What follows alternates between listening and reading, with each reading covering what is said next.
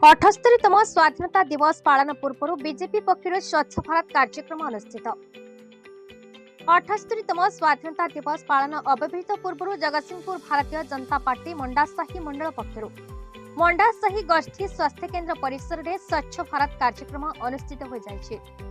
BJP मंडासाही मंडल सभापति शिशिर पात्र नेतृत्व में स्वास्थ्य केन्द्र परिसर को सफाई करा स्वच्छ भारत कार्यक्रम में मुख्य अतिथि भाव में जगतसिंहपुर मान्यवर विधायक अमरेन्द्र दास और जिला बीजेपी सभापति सत्यव्रत महापात्र जोगदी सफाई कार्यक्रम में अंशग्रहण करते।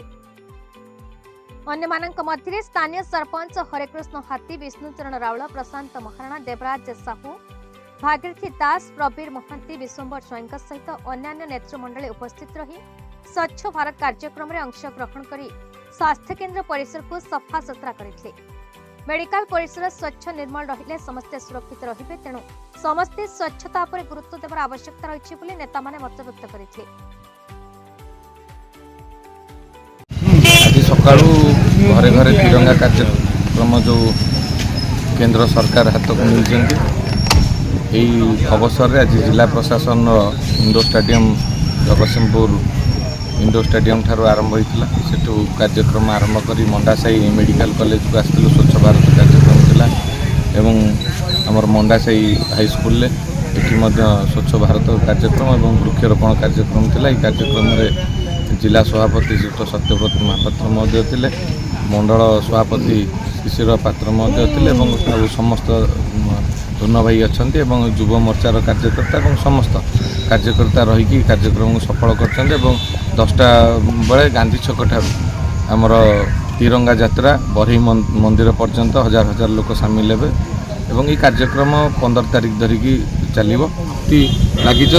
आज देश एकाकार होती समस्त बाछ विचार सत्वे समस्ते देश जाति आज काम करुचंती कर्तव्य पालन करिवार केही अवहेला करना।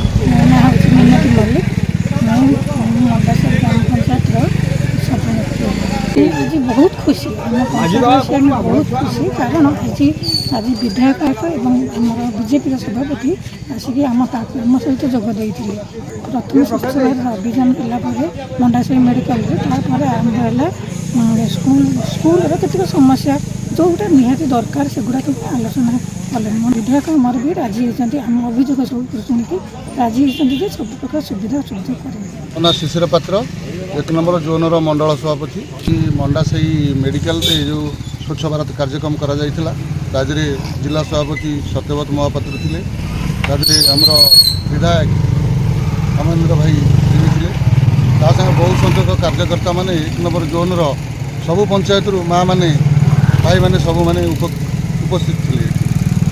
बहुत सुलभ रूप से आज स्वच्छ भारत ये करागला।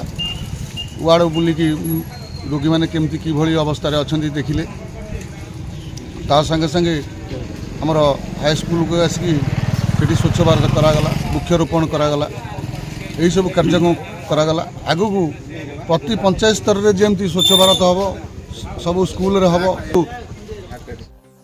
जगतसिंहपुर दीपक महांती रिपोर्ट, भारत न्यूज।